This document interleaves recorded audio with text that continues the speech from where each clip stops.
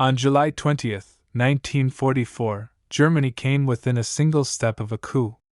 Hitler was at the epicenter of an explosion. The conspirators were certain, the dictator was dead. But what happened next rewrote the fate of the Third Reich. By that moment, everything inside the Reich was falling apart. Germany was losing the war. The army was drowning on the Eastern Front, the Allies had landed in Normandy, and the bombings were turning cities into ashes. But most importantly, it became clear that Hitler was no longer a strategist. He was obsessed with his own delusions of grandeur, ignored his generals, and was driving the country towards suicide. Even among the highest ranks of the Wehrmacht, rebellion was brewing. A conspiracy was born, real, internal, German.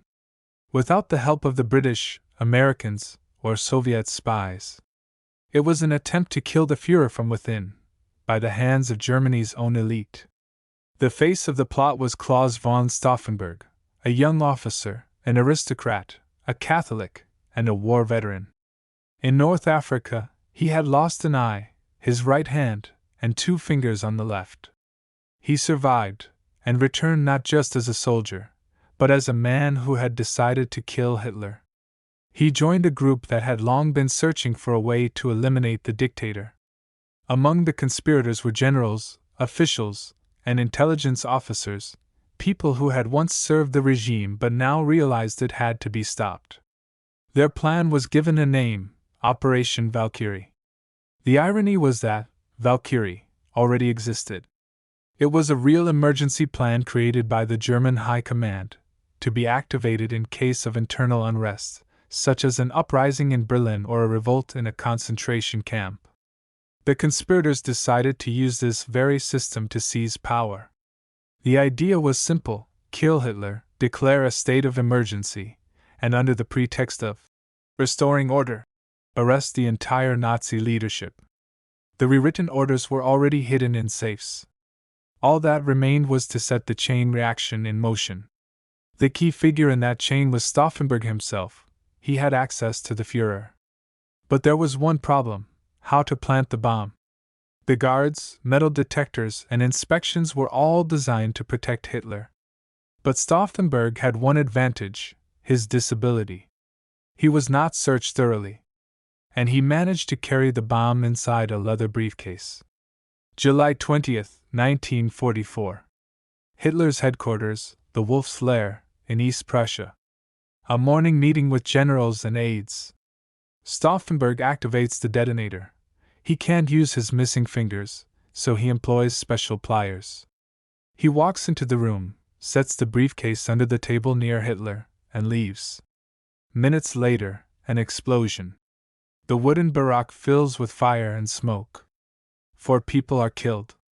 One of them is an officer who had accidentally moved the briefcase behind a thick oak table leg. That movement saves Hitler's life. He suffers burns and a concussion but survives. Hours later, he poses for photos with Mussolini, living proof that the Führer is still alive. Meanwhile, in Berlin, the conspirators are convinced that Hitler is dead. Stauffenberg calls and reports. The Führer is dead. Operation Valkyrie is launched.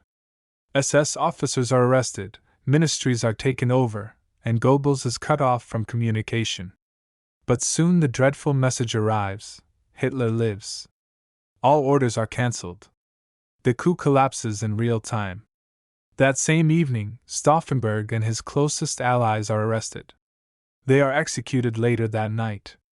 Before dying, Stauffenberg shouts his final words: "Long live sacred Germany!" But the bloodshed is only beginning.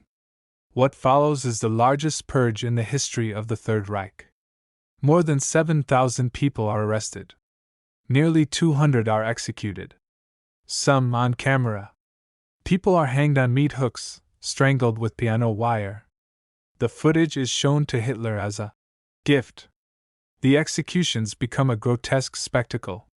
Families of the conspirators are erased from public records, their children stripped of names, their wives of citizenship. It is a brutal revenge. Why did it all fail? First, by chance. If the briefcase had remained in its original position, Hitler would have been killed instantly. Second, poor coordination. The conspirators had no direct communication with the Wolf's Lair. News came too late. Third, fear. Many officers hesitated. Some waited. Some switched sides the moment they realized the attempt had failed. But above all, this was the first and last real chance for a coup inside Nazi Germany. The initiative didn't come from partisans or the Allies, it came from Germany's own elite. It was a chance to end the war on different terms. A chance to save millions of lives. An interesting fact: after the assassination attempt, Hitler became even more paranoid. He tightened his security, isolated himself, and his delusions grew worse. He believed that divine providence had saved him. Another fact: the conspirators already had a list of their future government. General Ludwig Beck was to become head of state, and Karl Goerdeler, the new chancellor. Germany would have withdrawn from the war and begun peace talks with the Allies. But history took a different path.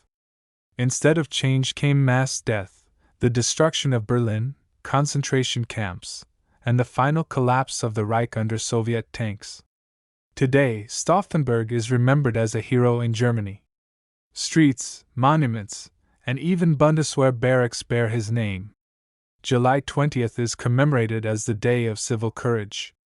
But he never lived to see the victory, or the peace he was fighting for. And now the question remains: if Hitler had died on July 20th, 1944, how would history have changed?